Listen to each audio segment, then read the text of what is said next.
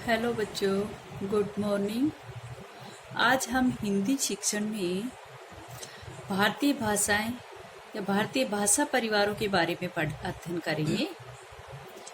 भारतीय भाषाओं के भाषाई परिवार या भाषाओं का वर्गीकरण नामक टॉपिक पढ़ें। आज का अपना प्रकरण है भारतीय भाषाएं। भारतीय भाषाएं देखो, आप सभी जानते हो कि भारत में जो भाषा परिवार है वो काफ़ी विस्तृत है। जो भाषा भारत में बहुत सारी भाषाएं बोली जाती हैं, इसलिए भाषा परिवार भी काफ़ी लंबे चौड़े होते हैं इनके ना। यानी कि भाषा परिवार भी यहाँ पर भारत में 5 भाषा परिवार मिलते हैं। पहले 4 भाषा परिवार थे, लेकिन वर्तमान में अंडमानी भाषा परिवार एक और जोड़ा गया है।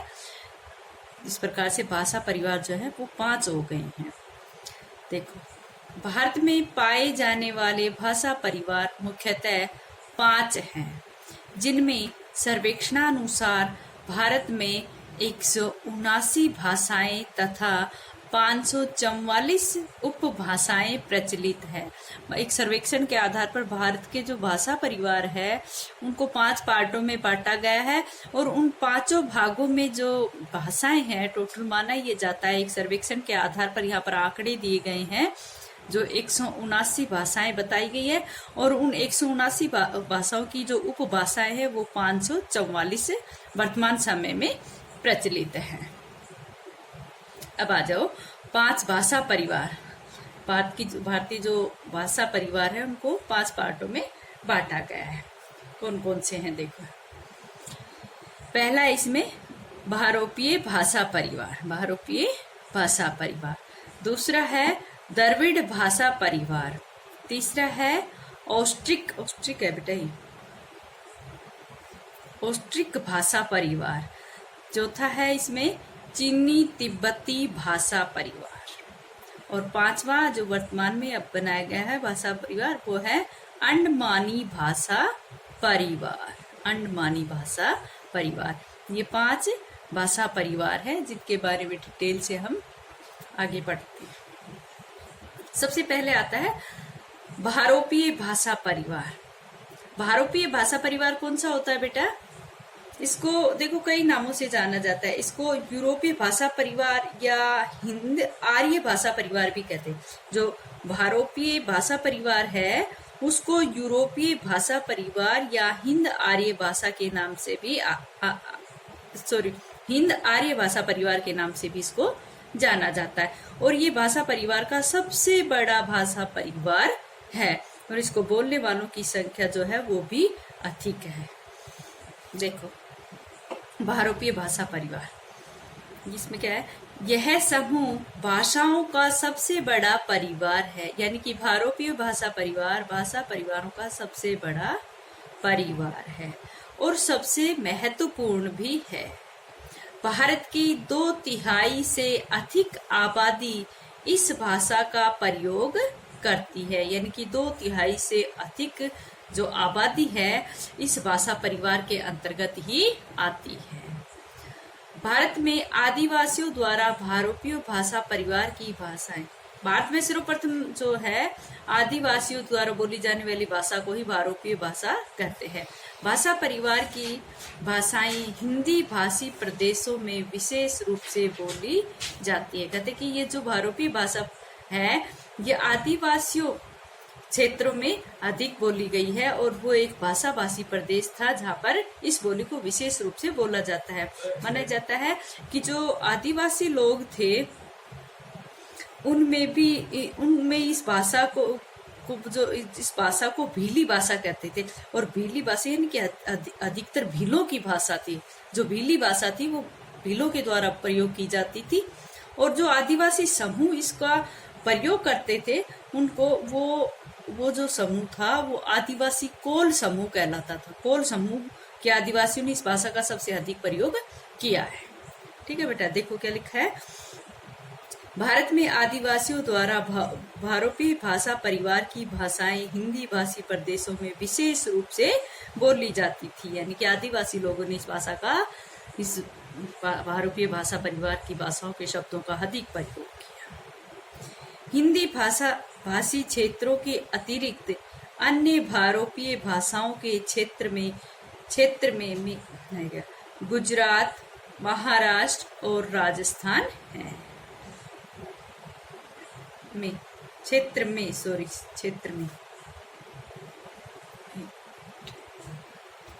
क्षेत्र में गुजरात, महाराष्ट्र और राजस्थान है। और इस भाषा का जो व्यवहार्य भाषा है वो भीली है। इस भाषा में जो सबसे अधिक सबसे अधिक प्रयोग में आने वाली भाषा कौन से? भीली। इस भाषा परिवार को यूरोपीय भाषा परिवार या हिंद आर्य भाषा कहा जाता है। इस भाषा परिवार को यूरोपीय भाषा परिवार या हिंद आर्य भाषा कहा जाता है। ये बात मैंने आपको पहले भी बताई थी। अब आगे आती है कि बहुरूपीय भाषा परिवार के अंतर्गत कौन कौन सी भाषाएं आती हैं। दिख रहा है बेटा सब? बहुरूपीय भाषा परिवार के अंतर्गत भाषाएं कौन कौन सी भाषाएं आती है बहुरूपीय भाषा परिवार के अंतर्गत?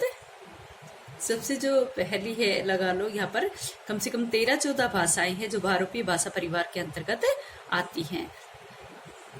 प्रथम है इसमें संस्कृत, नेक्स्ट है कश्मीरी, फिर है पंजाबी, फिर है हिंदी, फिर है उर्दू, बंगाली, असमिया, उड़िया, मराठी, गुजराती, अंग्रेजी, रूसी, जर्मन, फारसी। ये सब अंग्रेजी, रूसी, जर्मन और फारसी का जो यहाँ पर नाम लिया गया वो इसलिए क्योंकि इसको यूरोपीय भाषा परिवार भी कहा जाता है और यूरोपीय इन क्षेत्रों में इन भाषाओं का प्रयोग भी आ जाती है, यानी कि ये क्षेत्र भी आ जाते हैं, इसलिए इसको अंग्रेजी, रूसी, जर्मन और फारसी भाषा, ये सारी इसी भाषा परिवार की भाषाएं हैं। ठीक है।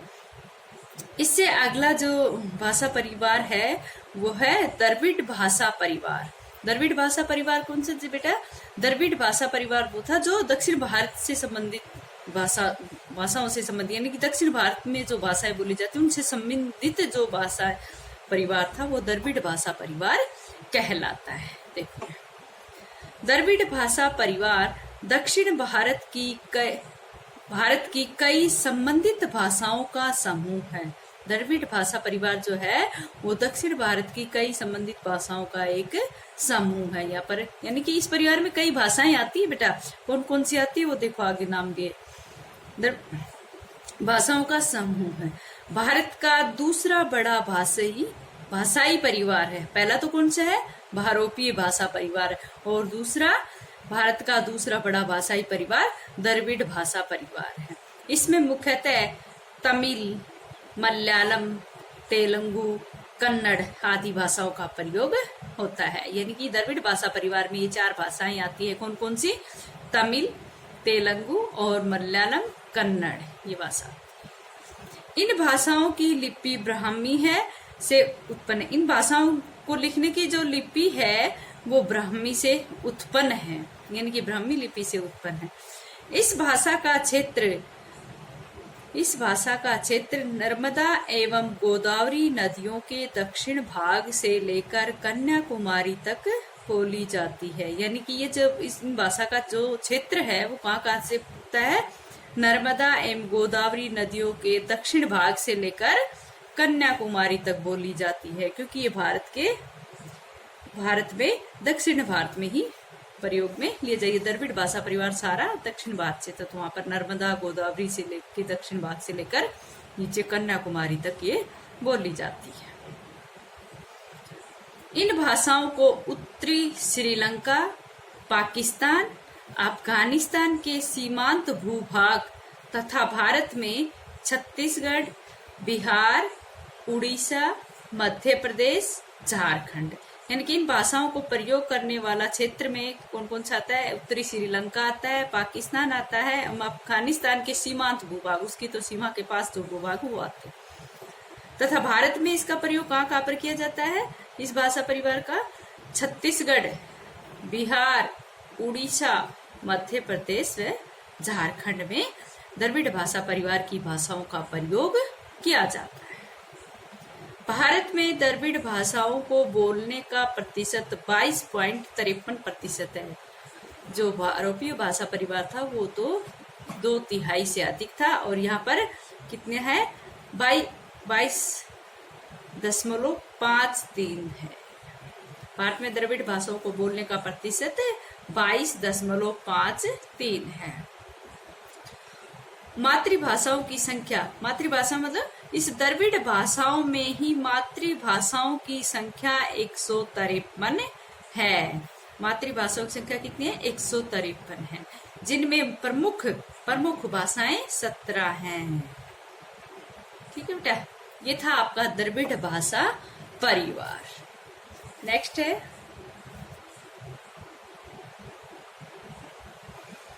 अब है ऑस्ट्रिक भाषा परिवार। ऑस्ट्रिक भाषा परिवार।